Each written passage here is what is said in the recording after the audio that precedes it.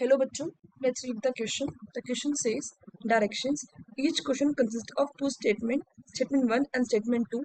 Choose any one of the following four responses. Statement 1, Newton's first law is the real law of motion. Statement 2, Newton's second law is the real law of motion.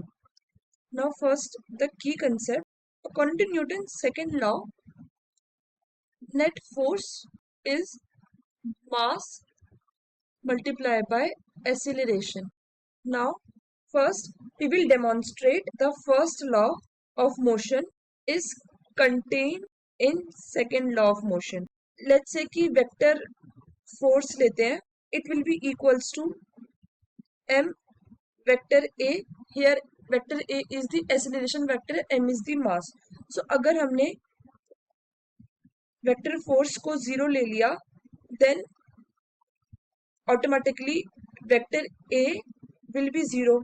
यानी कि अगर there is no force then there will be no acceleration.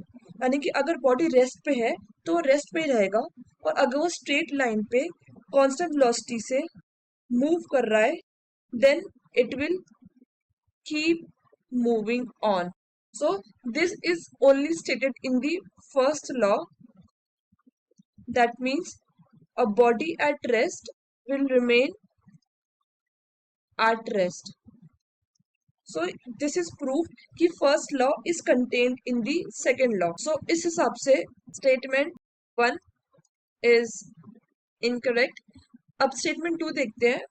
Let's demonstrate कि third law is contained within second law. According to second law of motion, vector force is change in momentum vector and change in time. अगर तो इसका मतलब ये है कि अगर vector force 0 हो जाएगा then change will also be 0. That means here dp which is change in momentum represent कर रहा है, तो चेंज 0 होने से मोमेंटम इज कांस्टेंट. सो इसका मतलब है in the absence of external force total momentum remains constant. अब कंसिडर करते हैं एक आइसोलेटेड सिस्टम जिसमें टू मासेस है. एक का मास है m1 और दूसरे का मास है m2.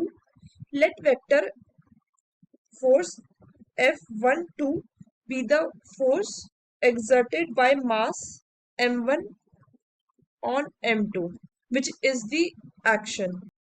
So if vector F21 is the force exerted by mass m2 on n1, so इसका मतलब this is the reaction force. अगर rate in change of momentum देखें of m1 due to vector F21, then it will be dp1 dt according to Newton's second law. और वही अगर rate of change of momentum देखें of m2 again due to vector force F21, then it will be dp2 upon dt. यानी कि दोनों cases में vector force F21 is equals to dp2 by dt and vector force F12 is dp1 by dt. So अगर दोनों force को add कर दें then vector force F12 plus vector force F21 will be d by dt p1 plus p2. That means it will be again vector dp by dt. So इसका मतलब है vector p is the total momentum of the system. According to second law of motion, किसी भी external force के absence में total momentum of the system remain conserved. So therefore यहाँ पे अगर हम total force को 0 कर दें then जो इक्वल था dp by dt, it will also be 0. So at the end, f12 vector will be opposite to vector of f21. Thus, the third law which says कि there is equal and opposite in direction which are action and reaction forces will be present is again proved by second law. यानी कि second law से ही first and third law आए हैं. That means second law is the real law of motion, not the first. So statement 2 is correct.